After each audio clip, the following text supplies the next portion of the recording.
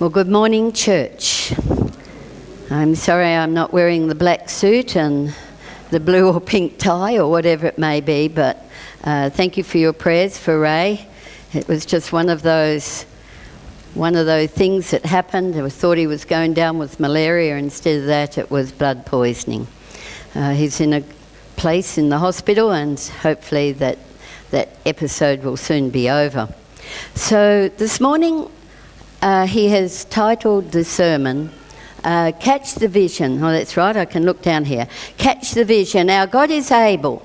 And because trying to wear somebody else's size 10E shoes when you take size 7 yourself can be a little awkward, in going through this sermon, I thought, yes, well, he could have titled it Last Man Standing with a capital M. And some of you who are old enough will remember those Olympics when that Australia at last had a gold medal through Steve Bradbury. And we've had that saying, for those of you who are too young to know it, go home, Google the story, and if I tell it a little different, then the one you read will be the right one, but the message will come from me. So I've done a Bradbury now and then and been the last man standing. He says himself that his biggest asset was his preparedness to work, and to work hard, 6 days a week and so many hours. He became a world champion in 1991, and he was favourite for the 1994, but he got knocked over. But he was in the relay, and they won, but they got a bronze. And in 1998, he was in Canada, and he was really geared up. He'd done his work, he'd practiced, his father had supported him, and he got knocked over, and he received a gash in his leg, young people, that required 100 stitches in his thigh. They thought he would never do more than be able to walk again, but he was determined. He went down with food poisoning. In 2000, he fell and broke his neck. His neck, your neck. Some of you have got no necks, and some of us are losing our necks, but our necks are important. And he broke his neck, and the doctor told him, Steve, put it out of your head. You are never going to get on the ice again. Be grateful if you're not a paraplegic. But he was determined. And so before Salt Lake City Olympics, he changed his goal. He got up on the ice, and his aim was to be able to actually get into the Olympics and to beat his own best record. In the semi-finals, he finished second. And when he's coming up to the finals, he decided to stick with his game plan. Just forget about everyone else. Stick to his game plan. He knew he wasn't a favourite to win. But his father, through the years, had worked with Bradbury. Beside his efforts on the ice rink, his father got him up 2 and 3 times a week and ran with him. And he grumbled and complained, but his father would say, come on, man, come on. I'm going to leave Bradbury for a moment and tell you a little story about Daniel. Oh boy, now I've got to work out how to use this thing. They told me to press something up. Thank you. You know what? It's not having everything in your head yourself. You gather all the people around you to give you help. We hope. All right, while they're sorting it out, I'll continue with my story. Get it going for me, please. Daniel came from a village in Africa where they had no school. But his family heard of a school that was operating some distance away. And so they thought, well, let's send our son there. And Daniel was excited about it. It was a long way that he had to go. He was about 11 years of age, and he'd never been to school, and he'd never been away from home. But he thought when he got there and saw the things that, wow, it was clean, it was good, and it was wonderful. Year end came and he went home. And he could now read and write some. And he was able to show his peers and his parents. And they said, "You'll be a solicitor one day." Now Daniel had learned many Bible stories too. And the elders in his village were not particularly happy about this part. But they liked the fact that, you know, he was getting an education. 4 years later, Daniel had gone on in the school and had gone home and was at home, and he began to talk to the villagers about what he had learnt. He was told to leave it, you know, don't pursue this. We don't want it in our village. You can have your education. It works or it doesn't work. Well, then which one am I pressing? That one. Okay, all right. We've missed a few, but, oh, I don't know. They decide you didn't need to see that. so this is his home. This is the school that he went to. And as he talked, some people began to really listen, but some of the young thugs in the village who were a bit over this guy come back and with his education thought he was better than them and so on. And so they abducted him one night and they took him and they blindfolded him and then led him for hours and hours through the bush or wherever until they came to a lake. They bound him and they threw him in. He thought he was going to die, but he was able to, so I'm catching myself up, by the way. And so he was able to extricate himself from his bonds, and he got out dripping wet, shivering, and began to make his way back. And he came to a road, and he heard a truck, and he hailed the truck down. He got into the truck, and the guy said, "What are you doing? How come you're wet?" You know, and he said, "Oh, I got thrown into the water." Now, his assailants had, of course, left the scene, and they were down the track and down the road, I should say, and presently the truck driver saw these four guys walking along. And without saying anything to Daniel, he stopped the truck next to him and said, "Hop in the back, guys." And they jumped in and thought that was pretty good, you know, and they went down. But what they didn't know was that the truck driver knew where he was taking them. And don't worry, folk, I've got many pages here because they thought that I might lose my stuff on my here, so they've printed it off. But you know what? I'll watch the time. They told me that, oh, there's the clock there. All right, I know that it's quarter of an hour slow. All right, I've got it in my head. And so here it was that the truck driver pulled in to the police station and jumped out, went into the police station and said, "I've got some guys in the back that I think you might want to talk to." And then he put his head in the back of the truck, had a canopy over, and he said, "I think you better jump out. Some people want to talk to you." Well, end the story that they got put in prison. And you could say, good riddance, but not to our Daniel hero, the last man standing. He went to visit them in prison. The end story was that they too became Christians because they said someone who would show that kind of kindness to them when they had done what they had done must have something special. God has not promised flower-strewn pathways all the way our life through. God has not promised that we'll have health without trouble or pain, but God has promised strength for today, light for our path. And he says, "I am with you always." And Daniel had discovered this was true. But now I want you to come to another Daniel. This Daniel, in the book of Daniel, you're probably pretty familiar with the story. And remember how that in Daniel 3, that they were out there on the plains of Dura, and everyone was there. The young people, the musicians, the governors, the church leaders, the Chaldeans, everyone.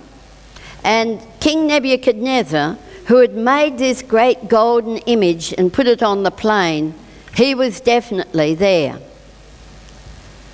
And his wise men, so-called, who should have had a different perspective because their lives had been saved by a Daniel and his God, were determined that they would wipe out these that were a problem. These people who ate a different food, that dressed different maybe, that worshipped a different God. And the instructions were given that they would fall down and worship. These were exciting days. A fairly young king, and we can expect change when a new king comes. But this king had made this image an issue of worship, politics and freedom of conscience versus forces of many kinds, and he should have known better. God can never use force. Why? Well, you remember the image, and those of you who might not be familiar, that God had given to the king a dream, and the wise men had tried to interpret the dream without success. But God, in his great wisdom, had a plan and a man. And the man came in, told the king he couldn't interpret the dream, but he knew who could. And so he explained to King Nebuchadnezzar that in that dream, the future was foretold.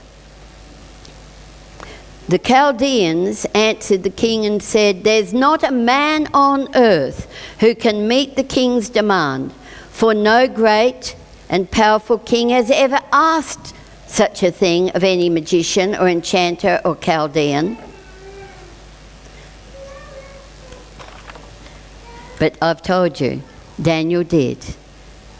And so the state leaders of Daniel's day lost face. They were not happy about it. And think back a little. Remember the king had a dream and none of his wise men could do it? The head of gold, Babylon, the chest, another, the belly, another, and so on. So Daniel was able to tell. But remember, it's only the minority who save the majority. Now, probably influenced by his religious bigots, the king wanted to make a comeback. He didn't want to accept what he had been told, and there was nothing after him. He was determined that his king would be forever and ever. And we say the same in the religious fanatics of today, and you might be one of them. Now, Ray didn't write that there, I did. Fundamentalism in Judaism, Hinduism, Christianity, Mohammedanism. Fanaticism did not die with Nebuchadnezzar. They flattered him to get him on side. They were envious that these Jews had high positions in government. There was probably only one way to get at these people, and the Chaldeans knew. These Jews would not break the command of their God, "Thou shalt not bow down." So here was their chance. And I said that these people lived in exciting times. I'm glad that I wasn't there.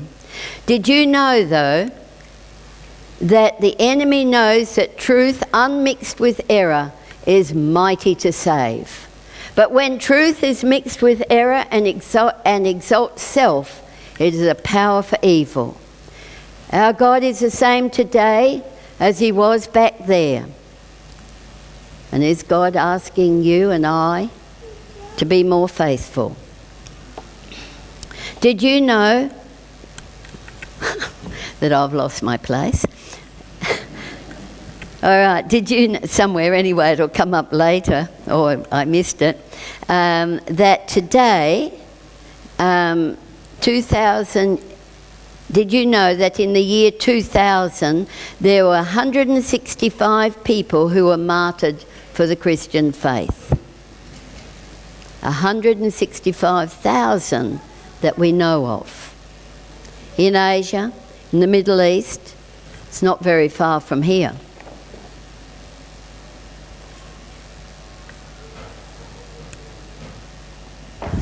Ray had a story in there, I didn't like that story, so... But our God is able to deliver. It's not if not, we can still that doesn't make sense. Our God is able to deliver. If not, we will still need to trust him, is what they said. Okay, the 3 Hebrews. So we have to make up our minds before the temptation arises. Young people, it's too late to decide when you're standing in the streets with your mates and they're taking out the joint or the little pill to say, oh, look, I don't know, my church doesn't approve of it. The time to make the decision, you old grey heads, is now, not later and down the track. What track are we going to go? What stories we're going to laugh at? What porn we're going to look at? And don't look at me askance like that. Ray wouldn't say that to you probably. But I happen to know that there is a huge epidemic out there. And whatever is out there is in here. And we need to do something about our mental heart condition. Our criticism, our bigotry. Those young men had made their decision. The accusations were there, but they said, doesn't matter, O King, we will not waver. We have made our decision. Did you know that today there are 25,000 people baptised? 70% will be under 30. 70%. And if we take the count here, we haven't got 70% young people. And some of the problem is they haven't been led to make decisions for Jesus, but maybe they've made it the other way, but also maybe we older ones are to blame for the way that we've talked about each other, our failure to talk about how God has been good to us. Most of these are in the cashless society. Okay, but I've been out to the cashless society fairly recently. It's hard living. And the women have to do all the work. So I don't want to live there. But you know what? Their faith and their trust in God is amazing. And so in Daniel 3:28 and 29, we find that there that God did the miracle. I don't know why so many martyrs lost their lives in the flames, but I do know that on this occasion that God has recorded for us how that these men had a vision, younger people. And he has said he will never leave us nor forsake us. And so today, when your sermon ends shorter than normally, I want you to remember this, that Steve Bradbury had a vision. He had a plan. He had to do some learning. He had to get over the 100 stitches in his leg and his broken neck, and he lost 4 litres of his blood, and apparently we only have 6 litres. I was wonder where did it run round me, and Ray's doesn't look good, mind you. It looks black on his leg, but I don't know if he was a Christian. He's a presenter now. But the thing is that we can learn from him. But more so, we can learn from those Hebrew young people. Now, for those of you who don't know about Steve Bradbury, just for your sake, I want you to listen to this. Now, I recorded this snippet 3 times because it's so quick that you wouldn't see it. So he's on his last run. IT guys, why isn't it working? Oh yes, here it comes. Not superstitious. Okay, watch it again. One more time. 1, 2, 3, and here he comes. Half a dozen blokes had just fallen over and they wanted me to go up there and take a gold medal for it. I wasn't sure if I deserved to. I only had a few minutes to think about it, but during that few minutes I decided, yeah, I'm going out there on the podium and I'm taking that gold medal. But I'm not taking it for the 90 seconds of that race.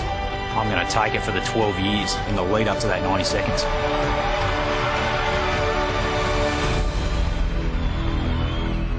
Did you hear what he said? It wasn't just for that one single race, but for the 12 years that he had worked for that goal.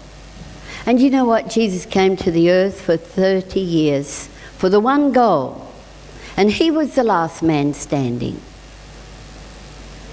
I went up to a village at the end of the line. You can tell by that it's a little while ago because the snow's hit me on top. And there'd been this conflict and we had gone up there. We were the only outside link that these people had. And the men are all there and they're talking to Ray and, you know, whatever.